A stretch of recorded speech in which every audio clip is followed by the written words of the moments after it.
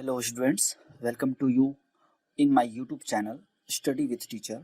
I would like to teach in this lecture the properties of the fluid, which is the part of the syllabus of the 11th class physics, and it also comes in IIT's and NEET's exam. My name is Bhavesh Kumar. Let's start the class. What is the fluid? The first question comes in our mind. What is the fluid? The substance which flows. Fluid means flow. ऐसा कोई substance जो flow करे, ऐसा कोई matter जो सिर्फ flow करे, that is called the fluid. State of matter को हमने पहले भी 3 पार्ट में डिवाइड कर रखा था. फर्स्ट था सॉलिड, लिक्विड और गैस. लिक्विड और गैस चूंकि ये फ्लो करते हैं, that's why it is called the fluid. तो मैंने इसे एक ही कैटेगरी में रख दिया. फर्स्ट इसमें आ जाएगा liquid and second one is the gas. Okay. Fluid के प्रॉपर्टीज को स्टडी करने के लिए हमने फिजिक्स को 2 पार्ट में डिवाइड कर दिया. One is the hydrostatic physics and another is the hydrodynamics. Statics means क्या होता है कि ये रुका हुआ है. The branch of physics which deals with the study of fluid at rest. जब ये रेस्ट पोजीशन पे होता है, उसके प्रॉपर्टीज के या उसका जो बिहेवियर है उसको स्टडी करने के लिए जो हम लोग फिजिक्स यूज करते हैं, that is called the hydrostatic physics. और hydrodynamics means motion. When the fluid is in motion, that type of branch of physics is called hydrodynamics physics. The hydrodynamics means dynamics means the motion. Dynamics means motion. So the branch of physics which deals with the study of liquid in motion is called the hydrodynamics physics. Okay, so हमने इस चीज को कर लिया. आगे next बढ़ते हैं. हमारे माइंड में क्वेश्चन ये आता है कि what is the difference between the solid and fluid. Fluid means the substance which flow is called the fluid. So इसमें तो गैस आ सकता है और क्या आ सकता है, लिक्विड भी आ सकता है साथ में. ओके. सॉलिड क्या होता है कि जिसकी फिक्स्ड बाउंड्री होती है, फिक्स्ड वॉल्यूम होती है और फिक्स्ड उसका शेप होता है. ओके. और वहीं पर फ्लूइड में ओनली इसकी वॉल्यूम फिक्स होती है बट शेप जो होता है वो फिक्स नहीं होता है, जिस वजह से ये क्या करते हैं, फ्लो करते हैं.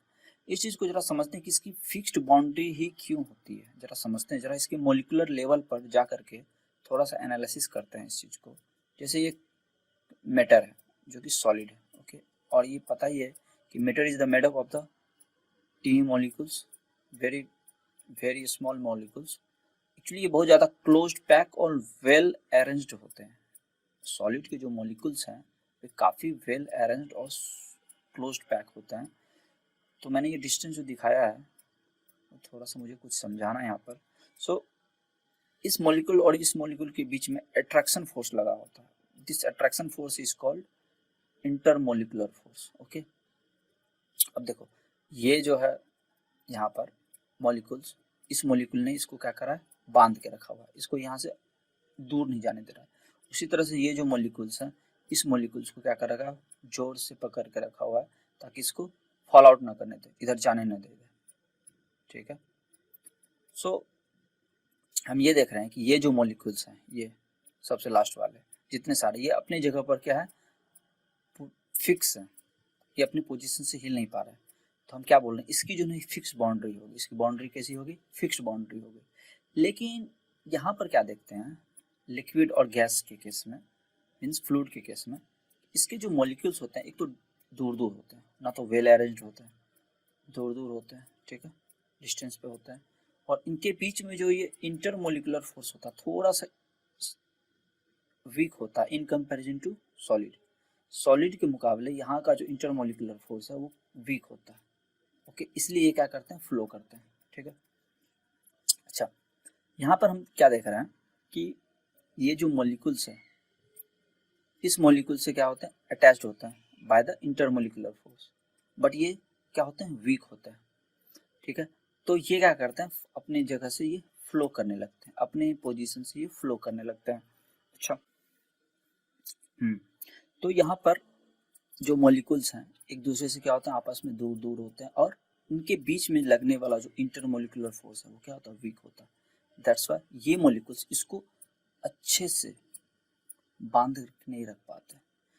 ये वाला जो मॉलिक्यूल्स है इसको अच्छे से बांध करके नहीं रख पाते, मीन्स ये इसे क्या करते हैं, फ्लो होने लगते हैं, यहाँ दूर जाने लगते हैं। ठीक है, जिस वजह से यह क्या करता है, इसमें प्रॉपर्टीज आ जाती है फ्लो होने की, इसमें जो टेंडेंसी आ जाती है फ्लो होने की, ये due to intermolecular weak intermolecular force के कारण होता है। ओके, सो यहाँ पर हम क्या देख रहे हैं कि सॉलिड में है, ये जो मॉलिक्यूल्स है ऊपर वाला नीचे वाले में क्या लगा रहा है, कुछ ना कुछ तो इस मॉलिक्यूल के खुद के वेट होंगे, इस वजह से ये क्या कर रहे हैं, इस पर एक फोर्स लगा रहा है, मतलब इसमें क्या है, परपेंडिकुलर फोर्स प्रेजेंट है, परपेंडिकुलर फोर्स इज प्रेजेंट। यहाँ पर देखते हैं ये वाले जो मॉलिक्यूल्स है इससे इसको इंटरमोलिकुलर फोर्स के कारण इसको क्या कर रखा है, बांध कर रखा है, जिस वजह से एक दूसरे से दूर नहीं जाने दे रहा है, मीन्स इसमें क्या है, टेंजेंशियल फोर्स भी प्रेजेंट है। ओके, लेकिन फ्लूइड के केस में, आई मीन लिक्विड और गैस के केस में ऐसा नहीं होता। हाँ, ये वाला जो मॉलिक्यूल्स है ऊपर वाला, इसमें क्या कर रहा है, एक फोर्स लगा रहा है, एक प्रेशर लगा रहा है, जिस वजह से ये परपेंडिकुलर फोर्स तो प्रेजेंट है, बट टेंजेंशियल फोर्स मीन्स ये जो इंटरमोलिकुलर फोर्स है इतना ज़्यादा वीक होता है कि हम इसको नेग्लेक्ट कर सकते हैं, मीन्स इसमें टेंजेंशियल फोर्स क्या है, एब्सेंट है, और इसी टेंजेंशियल फोर्स के एब्सेंट होने के कारण इसमें जो शियर स्ट्रेस जो होता है एट स्टैटिक कंडीशन क्या होता है, जीरो होता है। शियर स्ट्रेस जो होता है वो क्या होता है, लगभग एब्सेंट होता है, शियर स्ट्रेस यहाँ क्या होता है, जीरो होता है।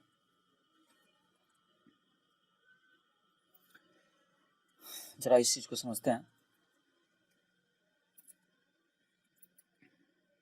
The volume of the solids can be changed only by stress. हाँ, ऐसा है कि ये जो सॉलिड्स है, मैंने पहले बताया था कि सॉलिड्स की जो वॉल्यूम होती है उसको चेंज नहीं कर सकते, बट बहुत पार्शली इसको कर सकते हैं, चेंज कर सकते हैं। जैसे ये सॉलिड्स का जो मॉलिक्यूलर कंस्ट्रक्शन है इसको जरूरी हम देखें, और ये रहा इसका पार्ट, अगर इस पे हम फोर्स लगा, कुछ ना कुछ माइक्रोन का तो डिस्टेंस कवर किया ही होगा, ये अपर लेयर और इनके बीच में जो डिस्टेंस है ना, देखो ये डिस्टेंस। सो हम कह सकते हैं कि इसका वॉल्यूम जो है ना चेंज हो गया। So volume of solids can be change only by stress, बस इस चीज का ध्यान रखना, ये एनसीईआरटी का बहुत अच्छा पॉइंट है। Okay, shear stress can change the shape of solids keeping its volume fixed. अच्छा, शियर स्ट्रेस जो है इस सॉलिड का शेप को चेंज कर सकता है, जिसमें मैंने शियर स्ट्रेस ऐसे लगाया, ठीक है, पैरेलल टू द सरफेस, क्या करेगा, इसको टिल्ट कर देगा, देखो कुछ ऐसा बना देगा। तो ये जो अब है न्यू शेप, तो क्या कर दिया, इसने शेप को चेंज कर दिया। उसी तरह से फ्लूइड जो है बहुत ज़्यादा जो है स्ट्रेस, इसका कोई फर्क नहीं पड़ता जब ये रेस्ट की कंडीशन में, मतलब जब ये वाटर है या लिक्विड है या गैस है, जब ये रुका हुआ होता है, स्टॉप रेस्ट कंडीशन में होता है, तो इस पर ये स्ट्रेस ऑलमोस्ट क्या होता है, जीरो होता है। ओके, क्योंकि अभी जस्ट पीछे बताया था कि इसमें जो टेंजेंशियल फोर्स है, इसमें जो टेंजेंशियल फोर्स है क्या होता है, ऑलमोस्ट एब्सेंट ही होते हैं। अगर टेंजेंशियल फोर्स अगर एब्सेंट है, it means shear stress is also absent. अब आ जाते हैं प्रॉपर्टीज ऑफ द फ्लूइड। हमने तो फ्लूइड के बारे में समझ लिया कि फ्लूइड क्या होता है। अब आ जाते हैं इसके प्रॉपर्टीज। इसके बहुत सारे प्रॉपर्टीज हैं, जैसे कि density, specific density, okay, pressure, thrust. हमको फ्लूइड की प्रॉपर्टीज के बारे में डिटेल में पढ़ना है इस चैप्टर में, वन बाय वन करके। तो फर्स्ट आता है हमारा डेंसिटी। डेंसिटी क्या होता है, हम लोग बचपन से पढ़ते आ रहे हैं, मास अपॉन वॉल्यूम। तो this is the fraction of mass and this is the fraction of volume, it's called the density. Okay, अच्छा, डेंसिटी जो है वो एक तरह का स्केलर क्वांटिटी है, एक तरह का क्या है ये, स्केलर क्वांटिटी। स्केलर क्वांटिटी क्या होता है, which has only magnitude, which has only magnitude and it has no direction। so इसमें क्या होता है, सिर्फ मैग्नीट्यूड होता है। उसी तरह से एवरेज डेंसिटी भी क्या है, एक तरह का एक स्केलर क्वांटिटी है। एवरेज मीन्स जैसे कोई एक ही ऑब्जेक्ट है, इसका ओवरऑल मास ले लिया मैंने, ठीक है, और इसका ओवरऑल जो है पूरा का पूरा ये वॉल्यूम से इसको डिवाइड कर दिया, ठीक है, तो वो क्या दे देगा, एवरेज डेंसिटी दे देगा। अच्छा, एवरेज डेंसिटी का डेफिनेशन भी सेम वही है, मास अपॉन वॉल्यूम। तो total mass upon total volume. Okay, unit पे आ जाता है। यूनिट लिखना इसका बहुत ज़्यादा इजी है। जैसे मास का यूनिट क्या होता है? केजी। जो फॉर्मूला जानते हो बस उसी का यूनिट इसमें पुट कर दो। और वॉल्यूम क्या होता है? Length into breadth into height. Length को भी मेजर करते हैं मीटर में, ब्रेथ को भी मीटर में करते हैं, और हाइट को भी मेजर करते हैं किसमें? मीटर में। तो meter into meter into meter कितना हो गया? मीटर क्यूब हो गया। ठीक है, तो केजी अपॉन मीटर क्यूब, या इसको कभी कभी ऐसे भी लिख देते हैं, केजी अपॉन ऑब्लिक है मीटर क्यूब। डायमेंशन, डायमेंशन लिखना मैं थोड़ा सा यहाँ पे हिंट दे देता हूँ। जैसे केजी मास के लिए जो होता है, मास के लिए जो डायमेंशन का यूज किया जाता है नोटेशन का, वो होता है कैपिटल एम। ठीक है, लेंथ के लिए जो होता है वो, लेंथ के लिए क्या होता है? एल का। और टाइम के लिए होता है कैपिटल टी का। तो डायमेंशन केजी, केजी क्या हो जाएगा? मास, कैपिटल एम, और मीटर क्यू है मतलब एल क्यू। तो इसको ऐसे लिख सकते हैं, एम एल माइनस 3। ठीक है, माइनस 3, क्योंकि ये +3 में अगर ये ऊपर जाएगा तो क्या हो जाता है? माइनस हो जाता है, मैथमेटिक्स। ओके, सो अब आ जाता है नेक्स्ट हमारा जो प्रॉपर्टीज है, स्पेसिफिक डेंसिटी या रिलेटिव डेंसिटी। इसको डब्ल्यू से हम डिनोट कर देते हैं। अच्छा, क्या होता है ये रिलेटिव डेंसिटी? जब हम किसी भी मैटर के डेंसिटी को उसके वाटर की डेंसिटी से कंपेयर करते हैं, तो that is called the relative density. Means density of material upon density of water at 4 degree centigrade. Okay, तो यहाँ पर ऊपर में लेते हैं डेंसिटी ऑफ मटेरियल और नीचे लेते हैं डेंसिटी ऑफ वाटर। अच्छा, 4 डिग्री सेंटीग्रेड जो होता है, यहाँ पर डेंसिटी जो वाटर की होती है वो मैक्सिमम होती है। ओके, सो यहाँ पर हम लोग 4 डिग्री सेंटीग्रेड लेना नहीं भूलेंगे, that is the very important point. ठीक है, रिलेटिव डेंसिटी ये शो करता है कि कोई भी मैटर वाटर की डेंसिटी से कितना ज़्यादा भारी है। ठीक है, कितना ज़्यादा डेंस है। ओके, उसी तरह से कितना कम डेंस है। बस ये रिलेटिव थिंग्स बताता है, रिलेटिव बताता है मुझे कि कितना ज़्यादा डेंस है, कितना कम डेंस है। अच्छा, इसका जो कोई यूनिट नहीं होता, बिकॉज डेंसिटी भी ऊपर में और नीचे भी डेंसिटी है, तो क्या हो गया? कैंसिल आउट हो गया, means it has no unit. Okay, liquid in equilibrium, this is the very important topic. इसको जरा समझते हैं अच्छे से। लिक्विड इन इक्विलिब्रियम, मैं एक थोड़ा सा छोटा सा फिगर बना लेता हूँ यहाँ पर। अच्छा, liquid in equilibrium, when object is submerged in liquid at rest, liquid exerts a force on the surface of object in contact with the liquid which always normal to the surface। ये बहुत ज़्यादा important point है। कहने का मतलब ये है क्या, कि जब भी ये ऑब्जेक्ट जो लिक्विड के अंदर है, मान लो ये लिक्विड है पूरा भरा हुआ, मीन्स फ्लूइड है, तो ये फ्लूइड जो है इस पर क्या लगा रहा है? ऑलवेज नॉर्मल फोर्स लगा रहा है, ऑलवेज नॉर्मल फोर्स लगा रहा है। मतलब ये अगर ऑब्जेक्ट है, ठीक है, तो इस पर ऑलवेज नॉर्मल लगा रहा है। इस चीज़ को हम प्रूव भी करेंगे मैथमेटिकली। बस यहाँ पर देख रहे हैं क्या, ये नॉर्मल फोर्स लगा रहा है, क्योंकि ये जो लिक्विड है इसके चारों ओर, इस पर क्या लगा रहा है? फोर्स लगा रहा है। तो ये परपेंडिकुलरली लगा रहा है, नॉर्मल टू द सरफेस लगा रहा है। जो भी सरफेस इसके कॉन्टैक्ट में है, ये भी अगर इस तरह का भी स्फेरिकल शेप है, तो इस पर भी जो है ना ये परपेंडिकुलरली फोर्स लगा रहा है।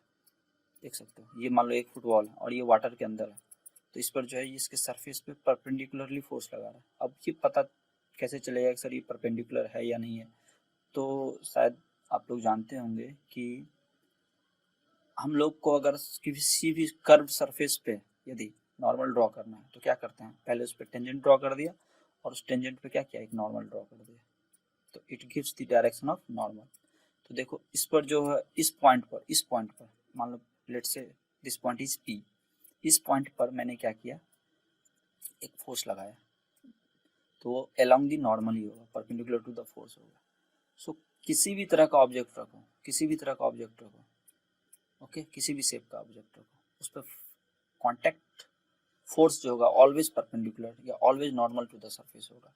अब इस चीज़ को जो हम लोग प्रूफ करेंगे बाय मैथमेटिक्स। क्या करते हैं हम लोग? ऐसा इस चीज को बाय कॉन्ट्राडिक्शन प्रूफ करेंगे। ओके, लेट्स से कि कोई एक फोर्स है, लिक्विड जो है इस पर फोर्स लगा रहा है इस डायरेक्शन में, एक एंगल पे लगा रहा है। ठीक है, अच्छा इस वाले सरफेस को मैं यहाँ जूम आउट करके बाहर दिखा रहा हूँ। ठीक है, सपोज करते हैं कि इस पर जो लिक्विड लग रहा है, मतलब ये जो लिक्विड है इस पर जो इसके चारों ओर जो लिक्विड है, ये एक एंगल पे लगा रहा है, ना कि परपेंडिकुलरली लगा रहा है। ओके, नॉर्मली नहीं लगा रहा है। ऐसा बाय कॉन्ट्राडिक्शन इसको प्रूफ करेंगे अभी हम लोग। सो ऐसा करते हैं, इसको एक एंगल पे मान लेते हैं कि ये फोर्स लगा रहा है। ठीक है, तो लिक्विड तो इसको ऐसे फोर्स लगा रहा है इस डायरेक्शन में, लेकिन इसका एक्शन का क्या होता है, रिएक्शन होता है by the Newton's third law. So इधर मान लेते हैं रिएक्शन फोर्स आर। अच्छा, दोनों का जो मैग्नीट्यूड होगा वो कैपिटल एफ के इक्वल ही होगा। मान लेते हैं एफ फोर्स लगा रहा था ये इधर, वाटर जो है, वाटर इस सरफेस पे कितना फोर्स लगा रहा है एफ, तो उसका एक्शन पे क्या होगा, रिएक्शन, तो इसको मैंने भी आर इक्वल टू एफ मान लिया। ओके, ये एक एंगल पे लगा रहा है, मान लेते हैं थोड़ी देर के लिए। ठीक है, तो ये हो गया, और सिमिलरली क्या हो जाएगा ये इधर। ठीक है,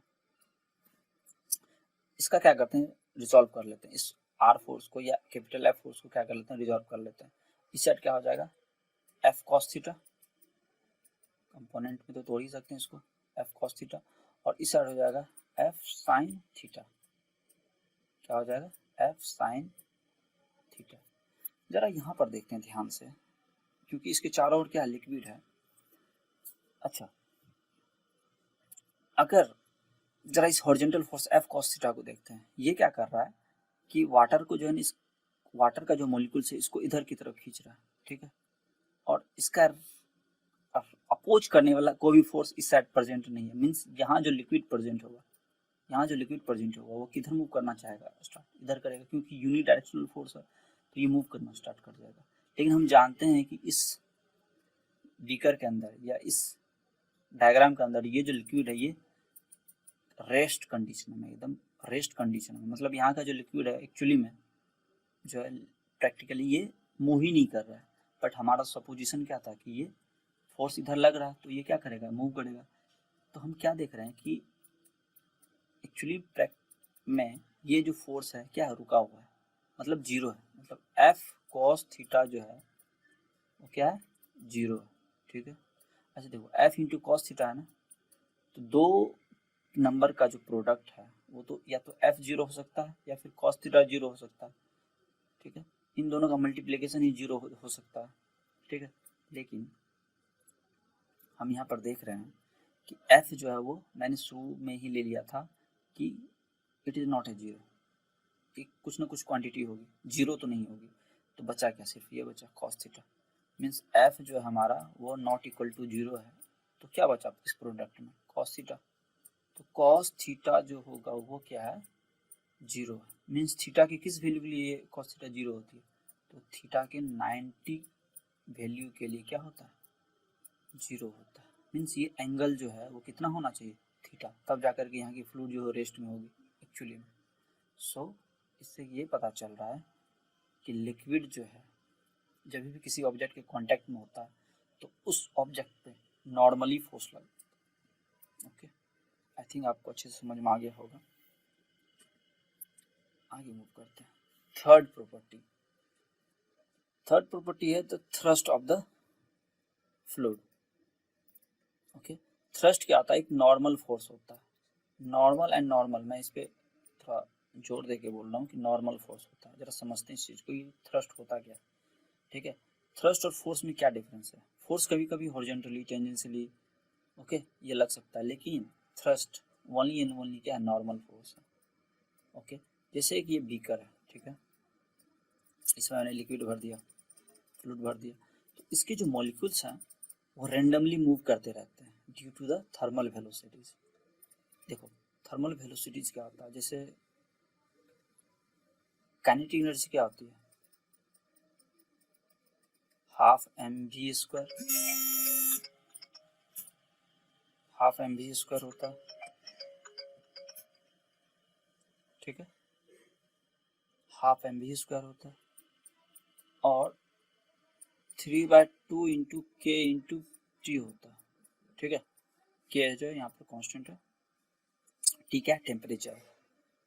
देखते हैं यहाँ पे भी मतलब वेलोसिटी जो है वो, वेलोसिटी का स्क्वायर जो है वो टेम्परेचर के डायरेक्टली प्रोपोर्शनल है।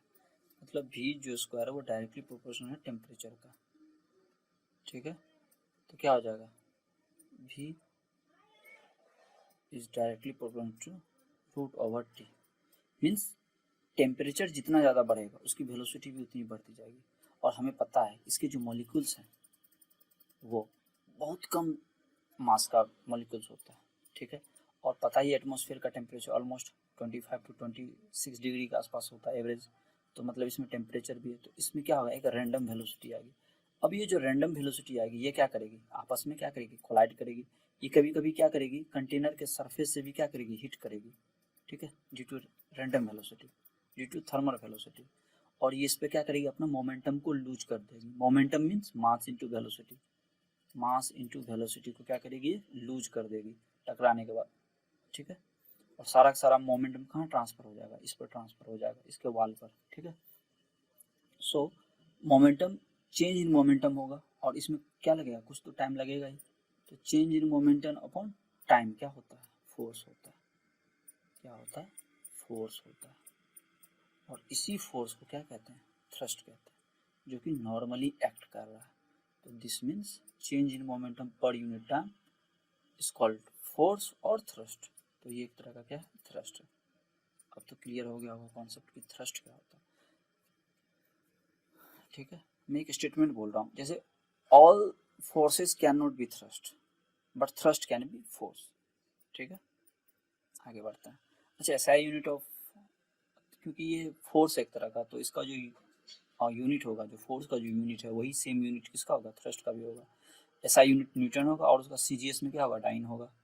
तो 1 न्यूटन इजकल टू क्या होता है, 10 टू द पावर 5 डाइन होता है। इस चीज़ को याद रखना, 1 newton equal to 10 to the power 5 dyne होता है। फोर्थ प्रॉपर्टी होती है प्रेशर, ठीक है। क्या होता है कि normal force means thrust exerted by liquid at rest per unit are called, per unit,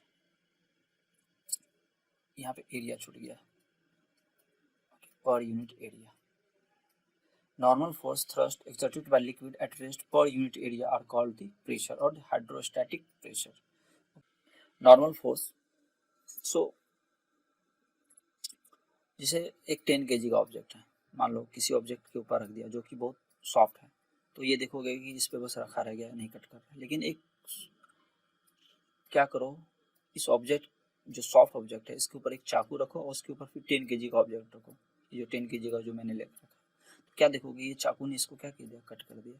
wait तो नहीं लग रहा 10 kg, इधर भी 10 kg, लेकिन इसको इसमें क्या किया, कट नहीं किया, लेकिन इसने इसको क्या कर दिया, कट कर दिया। तो यहाँ हमको क्या दिखा, इफेक्ट दिखा। इस फोर्स का क्या दिखा, यहाँ पर इफेक्ट दिखा। पर यूनिट एरिया, यहाँ पर एरिया जो था मैंने क्या कर दिया, कम कर दिया। चाकू की जो एरिया होती कम होती है ना, नाइफ की बहुत कम होती है, उसने क्या कर दिया, जैसे ही मैंने एरिया को कम किया इसने अपना इफेक्ट दिखा दिया। तो प्रेशर क्या होता है, इफेक्ट ऑफ फोर्स होता है। जिस फोर्स ने क्या किया, इसको इफेक्ट दिखाया, ठीक है। यहाँ इफेक्ट ऑफ फोर्स होगा, जिस फोर्स के कारण इसमें इफेक्ट दिखा इज कॉल्ड दी, ठीक है, is called the effect of force. अच्छा, प्रेशर जो होता है वो स्केलर क्वांटिटी होती है। क्यों, क्योंकि इसमें कोई डायरेक्शन नहीं होती है। Scalar quantity means which has only one magnitude. लेकिन जब किसी एक पॉइंट पर, जैसे मान लो ये एक बैलून है, ठीक है, और ये लिक्विड,